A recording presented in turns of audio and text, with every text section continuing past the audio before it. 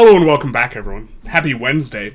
Today we are going to be doing a rundown of Tinto Talks number 58, which features talking about the HRE, aka Voltaire's Nightmare. No!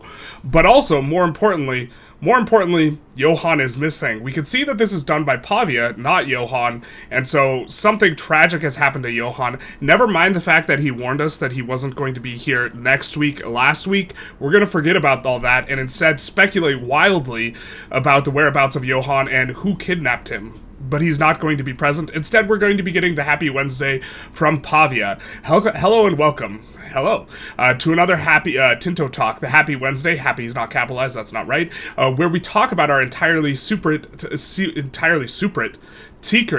top secret game, made up game. It's made up. It didn't exist before, and now it's made up, with the codename Project Caesar, aka Project Tizer. Today I will be your host instead of Johan, since Johan has been kidnapped. Oh, since we will be talking about the flavor mechanics. A likely excuse, huh? The flavor expert talking about the flavor mechanics? We're not buying that for 1 second. Johan's trapped in a trunk somewhere. These will basically be IOs, international organizations, situations, and religions where we will be talking about a bunch of them for some weeks. Some weeks, that is a non-specific number, but in my opinion, some implies more than 3 or more, right? But probably less than a dozen.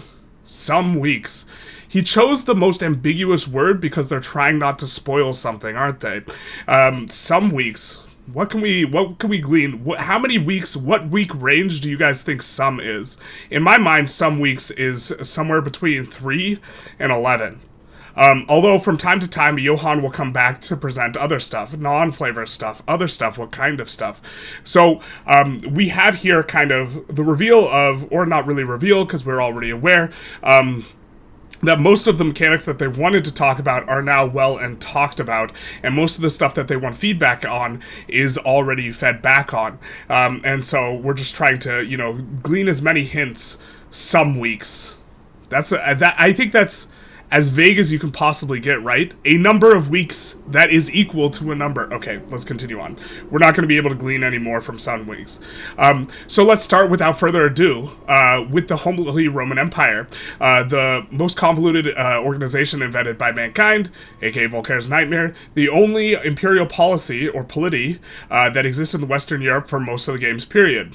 Okay, in 1337, it's a very different beast compared to previous installments in other Paradox Grand Strategy games. Previous installments in other great Paradox Grand Strategy games? What other installments and what franchise do you talk of? The Great Interregnum that started in 1254 after the death of Frederick II and Conrad IV of House Hohenstaufen, and the double election of the two contenders, Richard of Cornwall and Alfonso X of Castile, in 1257 led to a period of weak and diminishing imperial authority. In the coming decades, House Habsburg, Luxembourg, Wittelsbach would fight for an imperial election, making the electorates increasingly more important. The electorates? I wish we had a smarter electorate. The truth hurts. But let's continue on here. We can see the HRE in all of its glory and all of its color-coded glory. We will see here the yellow is the Emperor. Down in here, who is that at the time of the start of the game? Bavaria, or Upper Bavaria. Okay, fair enough. It's not yet passed on to Austria. Austria is not even elector. We see light blue is a prince elector. We see Bohemia, Brandenburg, and a series of much smaller people for whom my eyes cannot read. In the middle blue, we have the archbishop elector. These guys will be relatively smaller. I think these are the middle blues here. I know Trier is one of them, and there's Trier right there. I think that's Mainz, and so that's going to be them. We also see the dark blue, the imperial prelates. From there, we can kind of glean a few close to the coast up here. Let's see if we can get a name on one. Utrecht, Bremen, Magdeburg. Also a ton of absolutely tiny, princes in here as well. We see that we are going to have in light green the free imperial cities. You can see some of these tiny light greens dotting this area. Of course, I think Cologne is one of them, and there's somewhere up here as an example. And then the middle green, we see the republics, and I take the middle green to be this down here. There's a large section of Italy, but we see a couple other of the same color up here, and this sorts of thing. In the pink brownish, the imperial peasant republics. I didn't even know that this was a distinction. The big one being Frisia, and I'm not seeing another one kind of down here, but they might just be too small. Purple stripes, imperial land not owned by the HRE member. Womp womp. We do see a little bit here in Flanders, a little bit here in Burgundy, and a little bit in the Teutonic Order and Poland. And then purples are, we already talked about that. Other stripes, land owned by the HRE member, not yet incorporated as imperial land. We see a little bit of Verona here. We do see some imperial land in purple down here that we missed before. But we see Brandenburg owning a little bit of Poland that it's not supposed to own. Naughty, naughty Brandenburg. And so this is kind of the map makeup. We have this massive mess of just a ton of countries. If we scroll down, we will get a good idea of how many countries there are. Here's an overview of the HRE IO, that is International Organization, panel, and all of the different member types that you can find by scrolling down on it. We see 4 prince electors and 3 archbishop electors here. These are the princes by the looks of it, and here are the princes by the look of it, or not the princes, the archbishops rather. We see 26 free imperial cities, that's quite a lot, 54 imperial prelates, and this is going to, wow, I thought there was more. We see Prince Elector here, Archbishop Elector, and we see a modifier for free imperial city, burger estate satisfaction equilibrium. It's the type of satisfaction you get when you have a loud car that you drive outside. A monthly development plus 0.0001, or 0.001 rather. We see production efficiency plus 10%. That is, of course, going to be... I wonder exactly actually how production efficiency is going to work. Is it going to be... See, a lot of these modifiers, it's unclear if they're going to be additive or multiplicative, and, like, I know if you run a shortage of a good, or this is what I remember from a Tinto talk, if you run a shortage of a good, this gives you a penalty to output, of the thing, or a shortage of an input.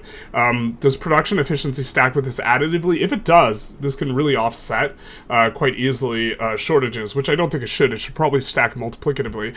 But getting to see how all these modifiers interact is going to be really, really critical for trying to tease and evaluate just how good some things are and this type of stuff. We're currently working on a spreadsheet that is informed by all the information available in Tinto Talks, and so to the extent that we can, you know, figure stuff out just by looking at it, we've been trying to do that as best we can. Okay, but continuing on, 26 for Imperial City, the 58 Imperial Prelate.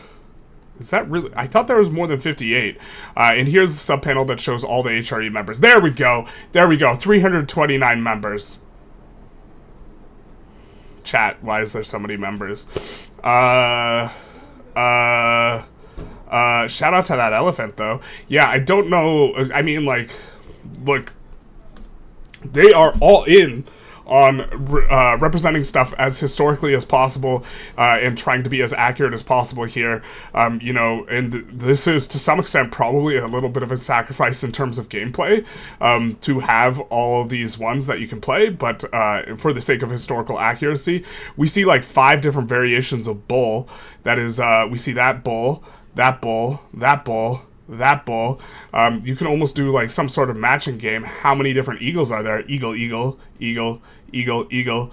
You know, how many different griffins are there? Griffin, that's a dog, but we would like to pet him.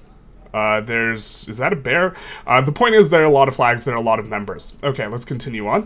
The HRE comes with a bunch of mechanics and features, which you can easily grasp in the international organization's tooltips. Here we see Imperial religion, Catholicism, but not for long. Only Imperial religion, not for long. International organization gets max prince electors, max archbishop electors, forbidden unjustified wars. The leader gets a diplomatic capacity, great power score, exempt from forfeit. Can sign alliances, can guarantee, can support rebels, can intervene in war, can enforce peace, can threaten war. And then a member cannot become an empire, cannot become a kingdom, and cannot become a duchy. a duke. And so the glory of the ancient Roman Empire lives in the memory of all of Europe. Yeah, that's right. It really does, because everyone says we're the successor of Rome. And shout out to everyone. No one did it the way that the Romans did it. Okay? Nobody beat Carthage for the crown. Okay? And everyone else is just faking. If you didn't beat Carthage for the crown, you can sit down. King Charles the Great Caroling, who was crowned Roman Emperor, but it was not until the coronation of Emperor Otto the Great Littlefinger, I don't know how to Liudolfinger, that the current Holy Roman Empire was born, once again recovering the ambitions of a revived and unified Europe. Yeah, it's neither holy nor is it Roman. Continuing on here, we see even more stuff. Being a member, we see this reject subjugation regions, enables the accumulation of manpower in the international organization, and that is interesting, giving you ability to throw your weight around if you're a leader. It enables the accumulation of gold in the IO, has a parliament, relevant for dynastic power, can invite new members, and we see, of course, 329 members, starting with the current emperor, which is the Duchy of Upper Bavaria. I almost said Empire Bavaria, but the glory of the ancient Roman Empire, yeah, no, it doesn't. Okay, let's start with the most important base feature, the imperial authority, which was currency used by the Holy Roman Empire to enact laws. There are few sources to either add or subtract to imperial authority. We see monthly change 0.5 due to peace amongst all members, which if you ban warfare makes it easier to do. Number of princes, giving a bit. Number of free cities, and then locations owned by non-HRE members outside Germany, locations owned by non-HRE members in Germany. Interesting that they have two different modifiers here. I guess they care more if it's in Germany, probably, something like this. But we are getting something similar to, EU4 in here. Note that the missing 0.01 comes from value rounding. Of course, a shout out to Paradox Math. Imperial laws create different effects that impact members of the HRE. At the start, there are only two available. We see fundamental laws and religious laws here, enforcing Catholicism and only one religion. Alright, okay, this makes sense. You may notice that the category fundamental laws, only with one policy possible, the Golden Bull. This was the single most important law approved by the HRE, becoming its political constitution up until its dissolution at the time enacted in 1356. In Project Taizar, the Emperor has a very high incentive to pass it as soon as possible, as it unlocks additional laws and actions. So we see the Golden Bull here. We also see Parliament and all members types of tabs in here. Take a look at the Golden Bull. It is going to cost 35 imperial authority and enables the Golden Bull. And when you have 35, you can try and enact it, and vote for the Imperial Diet will happen. We will have a vote for it on behalf of the international organization. Formalizes the Electoral College voting behavior. Enable leave the Holy Roman Empire peace. Forbidden unjustified wars, yes. And so no zero casus belli against other members. This works quite similarly to a country parliaments, as you have to secure a positive vote of the different HRE members. Okay, we see parliament here, if it passes, if it fails. Imperial military support, grant imperial titles, has got some support. Affirmation of the free city imperial rights has got even more support. And this would be the situation after the law passes, with 8 new imperial laws available here. So let's take a look. We have the Golden Bull passed, and administrative laws, I'm guessing this is the 8 that we have available, where we can try and pass imperial voting, imperial succession, electorate organization, free cities, Landfriede, and then imperial diet, perpetual diet, and power of the Holy Roman Empire. In general terms, most of these laws have 5 policies available, with the starting ones usually being in the middle position of the 5. This is how it works These are instructions in the script. We don't really read Modder, but this is the script for people who are interested in reading it. But okay, let's take a look at an example of the imperial voting law here. We can see that there are 5 options here. We can see a vote for re-election right when implemented. We will lose imperial authority. Sets the imperial law level for 5 for imperial voting. The electors get the following modifiers: diplomatic reputation 3, re-election right. Is that really all that's given? Okay, vote for powerful electorship. Again, similar costs of the imperial authority. It sets it to 4, and they get less diplomatic reputation. Vote for electorship, and this is just regular electorship, I assume. And then we will get 1 diplomatic reputation with kind of the other stuff. Allows self-voting with limited electorship. And then vote for Kaisertum, something like this, and then similar costs here, and then the international organization Holy Roman Empire locks the electorate law, and so I'm guessing this is the complete removing of electorates. Increase the counter of policies benefiting the emperor by 1, and then when removed, it will unlock all these other electorate things. Allows self-voting, and then changes the leader change method to undefined. Does that mean you just get rid of voting for a new emperor? I'm not sure if I can necessarily parse these, what this all exactly means, other than more diplomatic reputation on one end. But okay. The imperial election is then a key feature since it elects the Holy Roman Empire, who sets all the imperial laws, diets, etc. Here you can see how it works. Maybe this just means that the electors don't change if you have this. But okay, we can see that we will have members in here. The King of Bohemia got backed by most of the electors and thus became the Holy Roman Emperor after the death of Ludwig IV of Bavaria. You can see everyone is voting for Boho here. Makes sense. The event will trigger if a different country gets its ruler elected as emperor in this example, the imperial coordination. If a different country... If the same country, do we just not get an event? That perhaps is kind of okay. It's just a continuation, but probably would like to get an event no matter what if the emperor dies. We have ascended to the throne of the Holy Roman Empire. With our coronation, we also have come into the possession of the imperial regalia, which will be a sign of our legitimate rulership, which is, I assume, going to be a artifact. I forget the name. Artifacts do have a particular name. It's not artifact. But we will see all this stuff will move to Praha and becomes owned by Bohemia. One of the factors behind the election is the dynastic power, a new value that is currently only used for the HRE mechanics, although it could potentially be used for other IOs and is a scriptable/moddable feature, which impacts the likelihood of a certain country from a powerful dynasty to be elected or re-elected as emperor. So you're increasing your dynastic power. That is an interesting mechanic. See, the Austria really sunk in its teeth or claws or what have you. Shout out to the eagle. And they, had power for a very long time in terms of becoming emperor and using this dynastic power as a means of accumulating momentum for a given country is a bit of an interesting mechanic. Dynastic power is the value of political power in a dynasty holds in an international organization. It plays a major role within the HRE and is calculated by multiplying the great power score and ownership over pops within the international organization countries have. Do we not increase it over time? It just is equal, it just has to do with how big you are. Great power score times and ownership of over pops within an international organization. So you just have more pops and more great power score and it's multiplicative. Okay, so no long-standing type of thing, but this is used to kind of establish your power, which is going to heavily inform voting.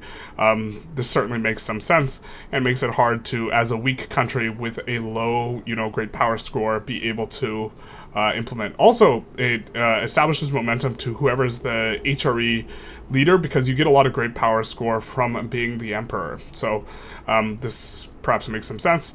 Saxe-Wittenberg is currently voting for Bohemia with a score of plus 242. Let's see just how much this is going to be as a result of some of these factors. We see diplomatic reputation, which you can kind of control, plus 73, plus 50 for a large nation. And here we see the dynastic power informing, plus 43. That's really not too big a bonus. We see kingdom legitimacy, great power score, prestige opinions, all being applied. Bohemia, of course, is a kingdom, but you cannot become a kingdom when you're already in the HRE, so they do have a little bit of a unique status that allows them to be better suited for winning elections, because you can't even become a duke, let alone a king. But last but not least is the Imperial contribution. This is an amount of money and manpower that any member of the HRE may contribute. May is an interesting word here, to the Emperor, who can later spend it in Imperial actions and also defending the Empire, in theory. And so I'm wondering if this has to do with loyalty, whether or not they do contribute, or why this is a may here. But we see contribution, the following transactions are made, and we see the combination of manpower and gold from all of these countries here. Contributions of manpower and gold from members. Really kind of interesting what this may suggests, but is not really expanded upon. And that's all for today, since it's already a very long Tinto Talk. Was it? It didn't feel very long. Next week we'll be taking a look at the Catholic religion and the Catholic Church international organizations, which are going to be exciting. Those are going to be exciting, but for today, we took a look at the HRE, which is neither Holy nor Roman, nor did it defeat Carthage, so it's not really properly Roman, but we got to see some of the flavor and stuff, and a whole lot of members for which Voltaire would have nightmares. I hope you guys enjoyed. If you did, please feel free to like, comment, subscribe, do the YouTube algorithm thing, and other than that, have a happy Wednesday.